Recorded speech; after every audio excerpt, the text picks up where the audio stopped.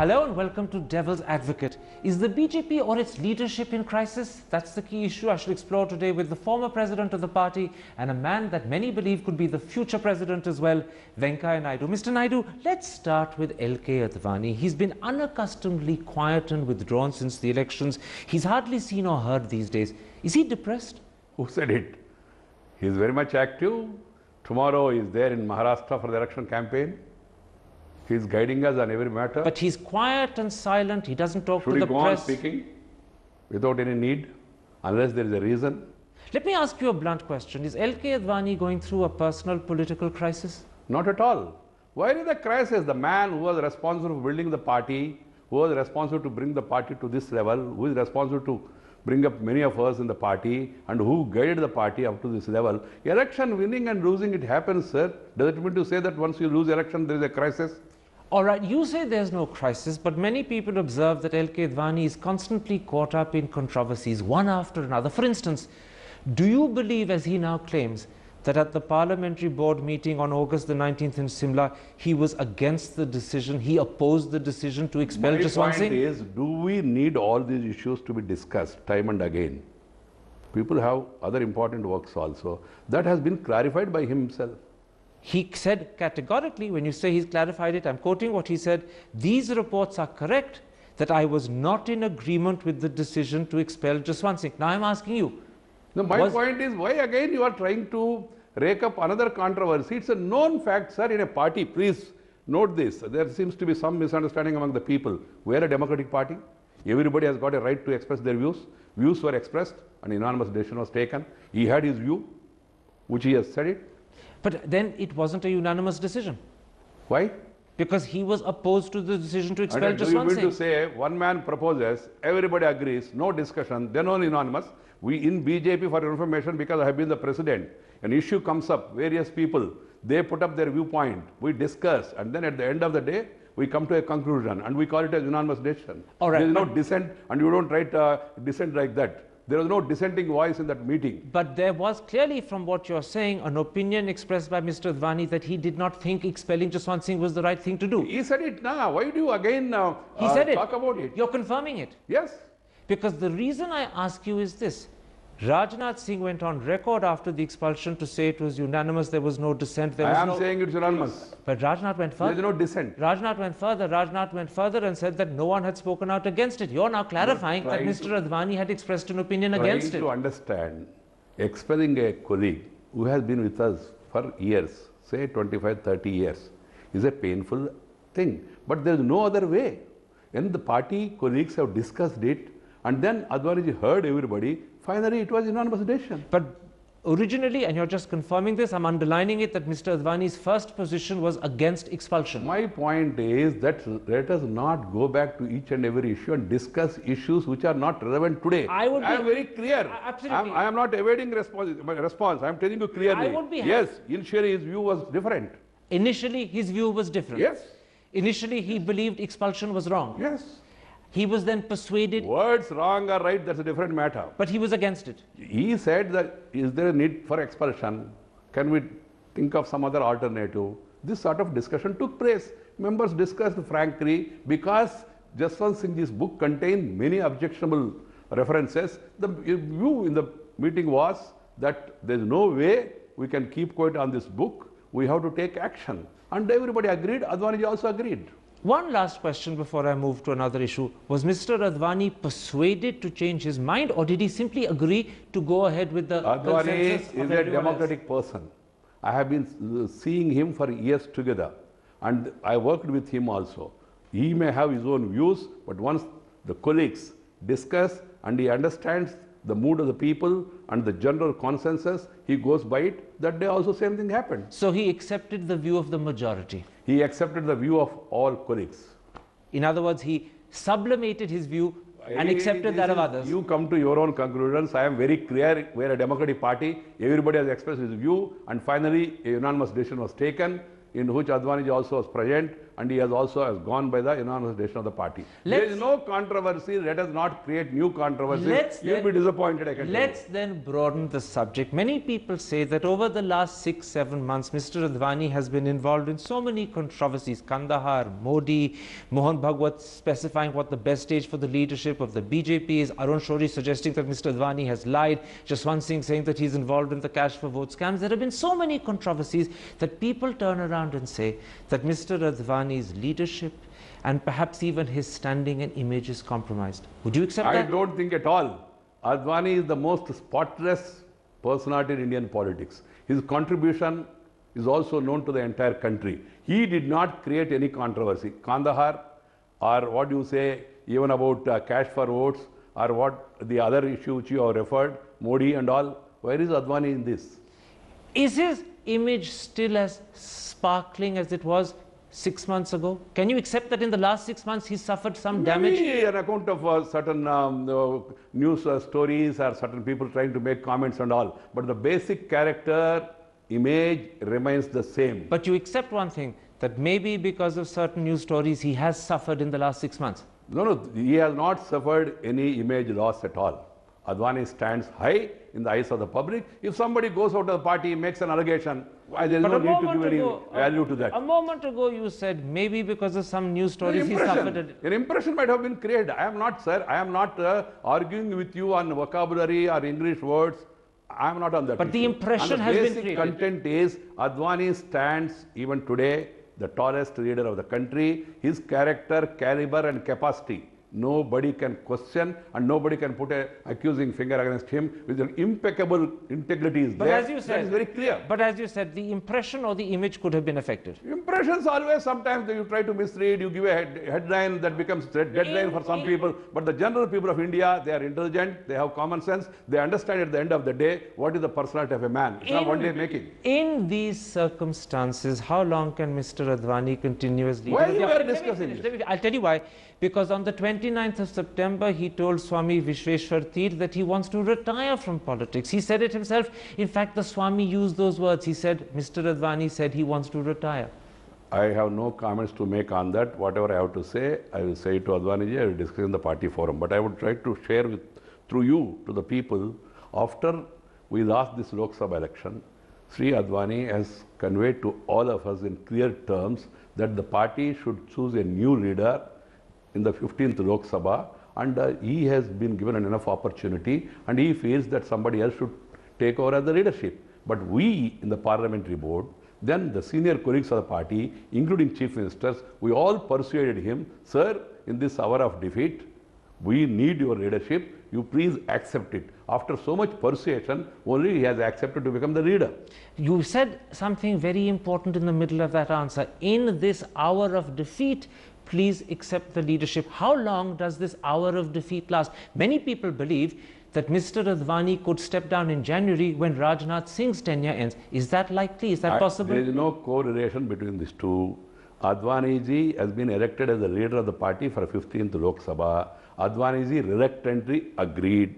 He was persuaded. And then Advani ji, whenever he wants to make way for others, it is his choice. Nobody has given him any deadline, and these headlines in the newspapers are all newspapers' writings. They have got their own right. You said something else that's very important. Whenever Mr. Advani wants to make way for someone else, it's his choice. So does this mean that the next time Mr. Advani tells the party he wants to step down, you will let him do so? Let us not discuss hypothetical issues. No, but you said senior personality is a great leader. It is for his choice. It is his choice. My point is very simple. The party has requested him to please reconsider and lead the party, guide the party, because you know, when you lose an election, that too second time, naturally there will be certain amount of demoralization. So we wanted him to be leader, guide us, and then the process of, you know, the leadership change and all, it's a normal process. He is there to guide us. When we want to leave the post and then announce the next person as the leader, that will be decided by Advaniji. Okay. And if necessary, he will consult us. I'm just repeating it because I think the audience should understand what you said. Whenever he decides he wants to leave the post and appoint a new leader to take his place, it's his choice. You're leaving the timing to Mr. Advani. Undoubtedly, he has been elected as the leader. And so naturally, why are we discussing it? I am not able to understand. And whatever time he chooses to step down will be fine with the party. The party will decide what to do. One simple... How can one man speak about the entire party? Venkaiah Naidu decide no tomorrow or day after tomorrow when he decides something. I am just telling you about the spirit in which he has agreed to become the leader. That was the background I just mentioned. One simple last question. Is it likely that Mr. Advani, who will be 82 next month, could continue as leader of the opposition till 2014, by when he will be 87? Is that likely or is that unlikely? I don't want to guess. I can tell you one thing, very categorical. I am just going one step forward. Advani is not going to contest next election. We are not going to fight next general election under his leadership. Next general election, when they are going to happen, you have just mentioned it. I don't know why we are putting deadlines and then giving dates and then discussing. I understand again, you said something very important. Mr. Advani will not be at the head of the BJP when you contest the next election. Presumably, the new leader will need a little bit of time to settle in. Therefore, presumably, the new leader will take over from Mr. Advani a year or two before the next election. These are all suggestions. And it sounds logical. And it sounds logical. Sir, political parties, they discuss issues and then come to conclusions according to the need of the hour and by consensus. We have a system. You said something so important, I'm not going to contest it. I don't want anything to unravel. I think the message has gone home crystal clear. Let's take a break. Let's come back and no longer talk about Mr. Advani, but talk about what people in India call the crisis that's affecting the BJP. That's in a moment's time. See you after the break.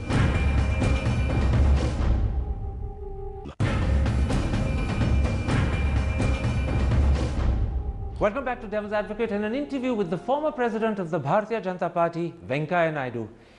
Jaswant Singh, Yashwant Sinha, Arun Shourie, Vasundhara Raje Scindia. Suddenly, one after another, senior leaders of the BJP are defying the party leadership. They refuse to obey what they are told to do.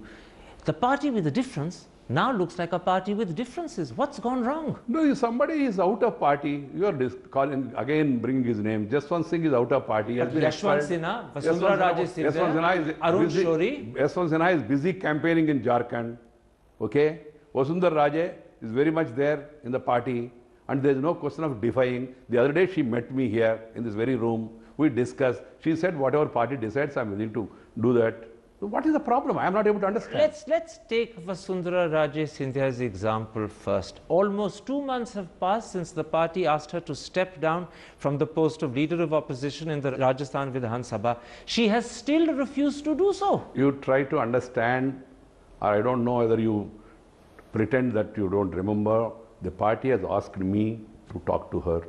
She came here on 31st. She wanted to meet me. 31st of August? Yeah, and she got viral fever.